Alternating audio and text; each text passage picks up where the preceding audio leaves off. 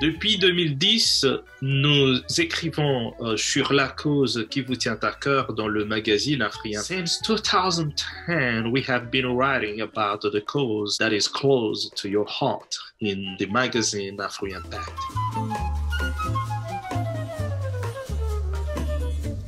Il y a 4 ans, nous vous célébrons pour la cause dans laquelle vous excellez avec le prix Afrian Pact, la célébration des personnes influentes. 4 years ago, we are celebrating you for the cause in which you excel with the Afrian Pact Magazine Awards, the celebration of influential people.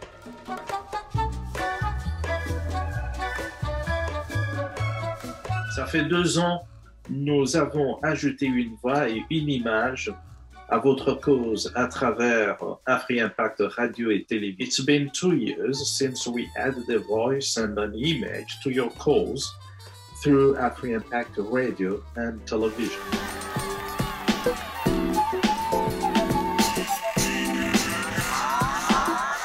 Venez écouter les autres parler de leur cause. Découvrez la vôtre. Come listen to others talk about their cause. Discover yours. Abonnez-vous gratuitement à Afrian Pact Magazine YouTube Channel TV. Subscribe for free to Afrian Pact Magazine YouTube Channel TV. Partagez votre cause avec le monde. Ici, seulement, à Afrian Pact Magazine. Share your cause with the world. Here at Afrian Pact Magazine YouTube channel.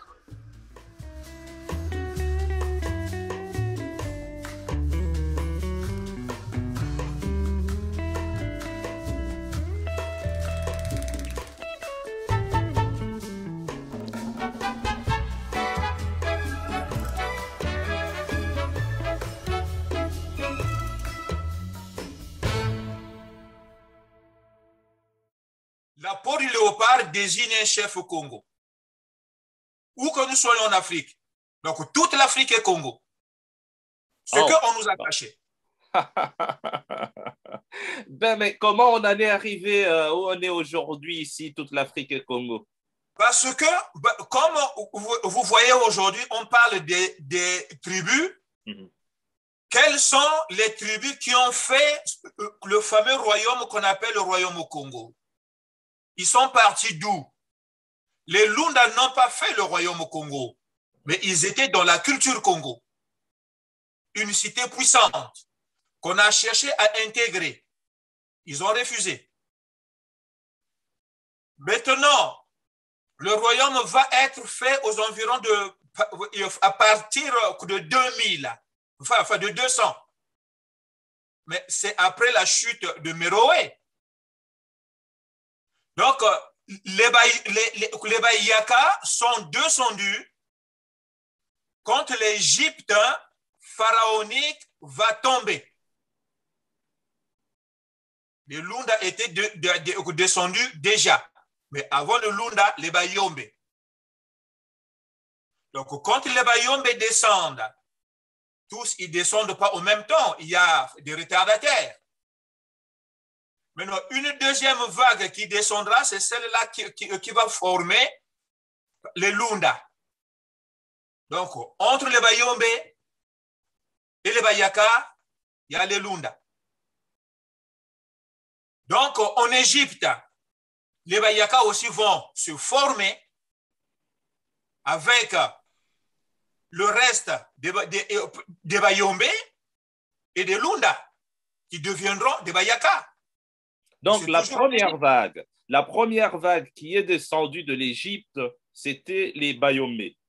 La deuxième vague... Oui, les Bayombe, oui. Voilà, après les Lunda. Oui, après, la deuxième vague, c'est les Lunda. Et la troisième vague... ce sont les Lunda. Et la troisième vague, nous avons les Bayaka. Les Bayaka en 2 temps. Et les Bayaka étaient dans quel royaume? Parce que là, il y a les Yombe qui ont formé le royaume Congo. Il y a les Lunda qui sont descendus et qui étaient... Non, excuse-moi. Ouais. C'est un peu compliqué. Oui. Les Bayombe descendront, le royaume n'est pas encore fait. Les Lunda descendront, le royaume n'est pas encore fait. Les Bayaka aussi vont descendre, le royaume n'est pas encore fait. Les Bayaka viendront occuper le Bandundu. Donc, ils vont effacer les Babembe et les Bambamba. Qui était le premier peuple. Voilà. Ben, le peuple intermédiaire entre la préhistoire et l'histoire.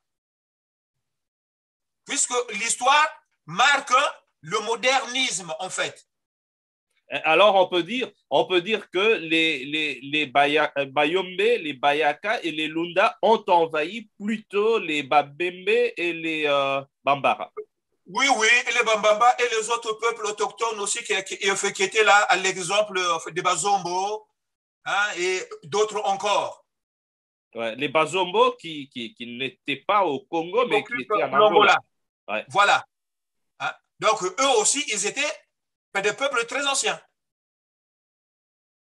Mais à ce moment-là, on parle quelle langue dans les Grands Lacs? On parle Kituba. Voyez-vous, on parle Kituba. Donc, ce dialecte de Kituba sera amené en partie, sera relevé par les Lunda. C'était parlé par les Babembe et les Bambamba. Donc, les Lunda et les Bayombe viendront hisser ça.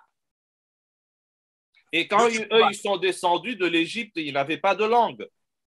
Si, ils avaient des langues, des dialectes en fait. Hein? Donc, tous ces dialectes-là sont des idiomes de la langue Ngo, la langue qu'on va baptiser Ngo. Mais ce sont les Ndinga. En Congo, on dit Ndinga. Qui veut dire? Hein? Ndinga, qui veut dire langue, mais c'est l'expression Ndinga qui donne langue en français, en passant par le latin lingua. Vous comprenez? Oui. Voilà. Donc, la base de ce Ndinga-là, il y a le Ndinga original qu'on appelle araméen.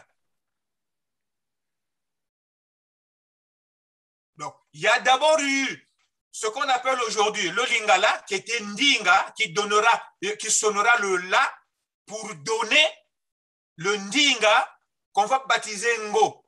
Et c'est ça qui fera le Kikongo. Et c'est dans ça que tous les grands peuples des Grands Lacs sont sortis. Maintenant, ceux qui parlaient le Ndingala, qui sera Lingala, c'était dans l'Égypte antique. Eux, ils iront faire l'Afrique de l'Ouest. Voilà pourquoi on dit que les Bangala sont descendus du Cameroun, du côté Cameroun. Donc, ils viennent se retrouver tous dans les Grands Lacs. Et là aussi, ils sont partis toujours de l'Égypte. Toujours de l'Égypte, mais eux, c'était plus l'Égypte première, où on parlait le Ndinga, qui va se faire envahir par le Ndinga avec le totem léopard, qui deviendra Ndingango.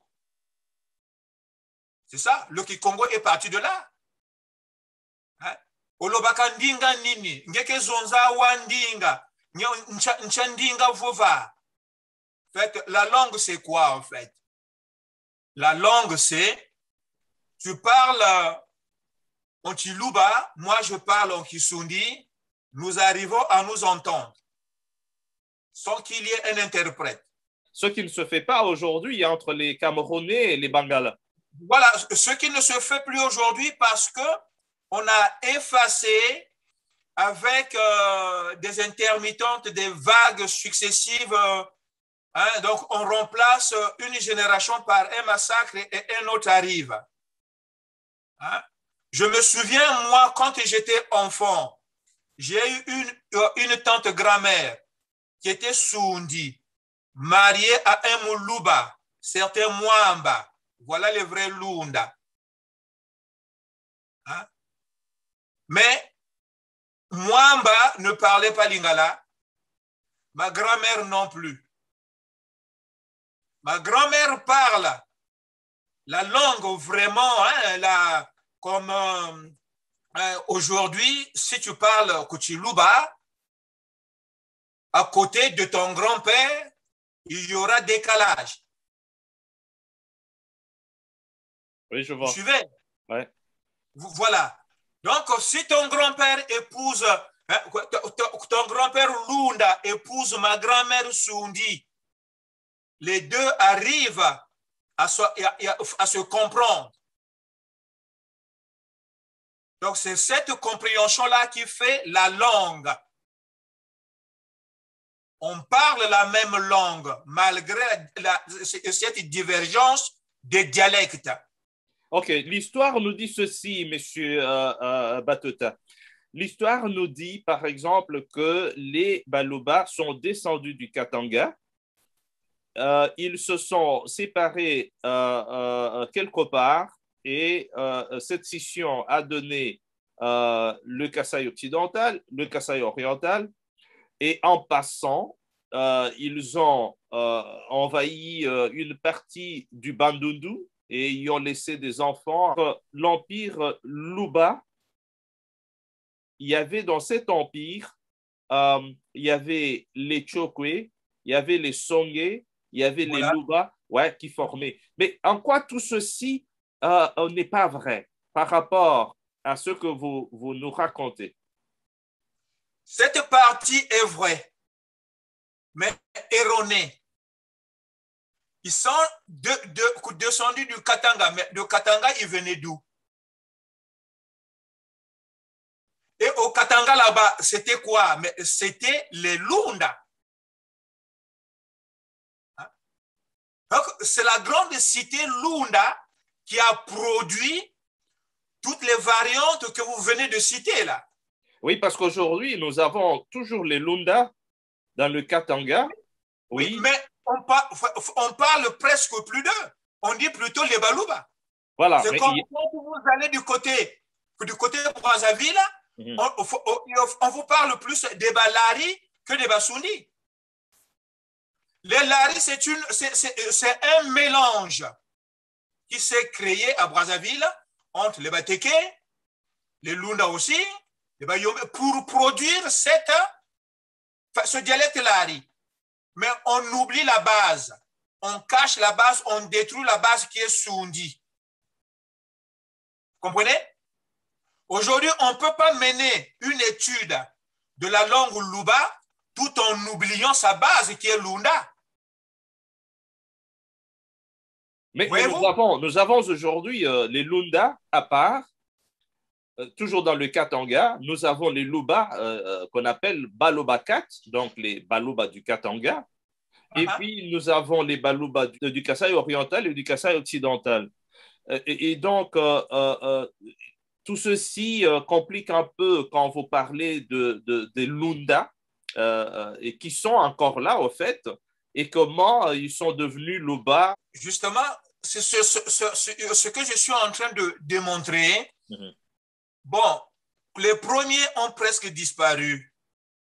Les Bayombe, on ne parle plus d'eux. Ou quand on parle d'un Yombe, c'est quelqu'un qui fait un travail subalterne. Motoapoussou, coupeur de bois, domestique quelque part. Ben alors là, c'est à Kinshasa, mais pas partout. Hein. Et seulement à Kinshasa, du côté Brazzaville aussi. Okay. L'actuel Pointe-Noire a été rétréci. C'était le Kwilu, pays des Bayombe.